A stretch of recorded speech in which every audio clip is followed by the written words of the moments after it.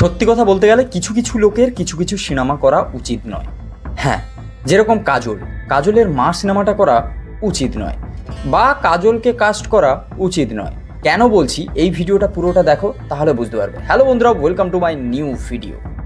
এই সিনেমার পরিচালক বিশাল ফুরিয়া, তিনি করেছেন ছড়ির মতো এরকম সুন্দর সিনেমা, ঠিক আছে। উনি যেই সিনেমা ধরেন সেই সিনেমাটাকে এত ওভার এক্সপোজ করেন বা এত বেশি করেন যে কোনোদিন সিনেমা নিয়ে অ্যানালাইসিস করে না সেও ধরে ফেলবে যে সিনেমা নিয়ে খেলছে, মানে এরকম একটা ব্যাপার। কেন এই কথা বলছি, যে সিনেমা নিয়ে মানে এত হাইপ বা যে সিনেমা নিয়ে সবাই এত ভালো ভালো কথাও বলছে কিছুজন, কিন্তু সে জায়গায় আমি কেন এত খারাপ কথা বলছি তার কারণ আছে বস। তার কারণ হচ্ছে এই সিনেমায় যেভাবে বাংলাকে দেখানো হয়েছে সেটা নিয়ে ক্রিটিসাইজ করা উচিত, প্রত্যেক ক্রিয়েটরের এটা করা উচিত। তার কারণ যেভাবে যখনই বাংলা নিয়ে দেখানো হয় তখনই হয় বাংলা ওই বাঙালির মাছ ভাত বা রসগোল্লা মিষ্টি, বা হচ্ছে তাদের বলা বাঙালিদের বলা মুখে হিন্দি ভাষা।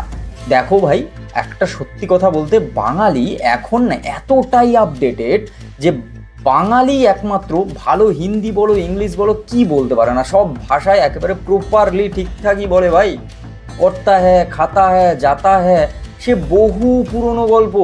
যেই পরিচালকই না কেন, এখন যত বিগ বাজেটের সিনেমা মুম্বাইতে হচ্ছে, যখন সেখানে বাঙালি কালচার বা বাঙালিকে দেখানো হচ্ছে তখনই সেই জিনিসটাকে দেখানো হচ্ছে।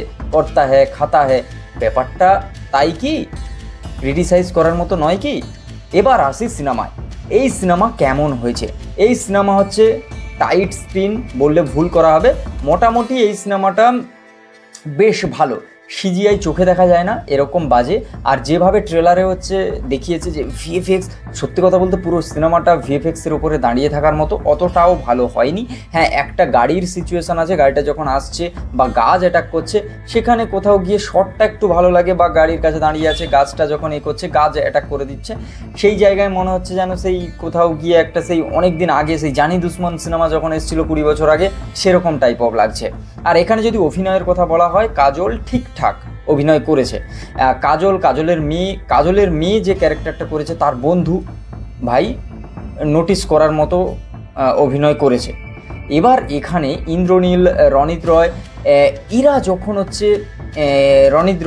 যখন হচ্ছে আসছে, দেখে কোথাও গিয়ে ওই প্লাস্টিক অ্যাক্টিং টাইপ অফ এরকম লাগছে। তারপর এই প্যানপ্যানানি বিজিএম, এই সিনেমায় তুমি যদি বিজিএম শুনতে যাও, ওই সিরিয়ালে যেরকম বাজতে যায় না ঘ্যান ঘ্যান ঘ্যান ঘ্যান ঘ্যান করে একটা বিশাল বাজে একটা ইয়ে থাকে, প্রচুর আওয়াজওয়ালা, ঠিক সেরকম টাইপ অফ বিজিএম এখানেও আছে।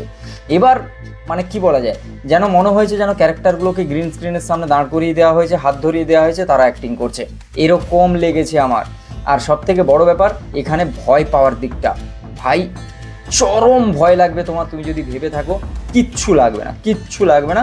ওই ভয় দেখানোর চেষ্টা করা হয়েছে যে ভয় দেখাবে, কিন্তু সেটা হয়ে ওঠেনি, ভয় কারোরই লাগেনি, আর তোমারও লাগবে না। সাউন্ড এফেক্ট সব কিছু করলে একটু মনে হতে পারে, তবে ওরকমটা নয়। এখানে হচ্ছে গল্পটা যদি বলি, ওয়েস্ট বেঙ্গলের একটা গ্রামে হচ্ছে কাজল আসছে তার মেয়েকে নিয়ে ঘুরতে। এবার তারপরে সে একটা পুরনো বাড়ি, সেখানে হাভেলি, সেটাকে নিয়ে হচ্ছে দেখাতে আসছে, যেখানে হচ্ছে একটা দৈত্য আছে যিনি ভিলেন।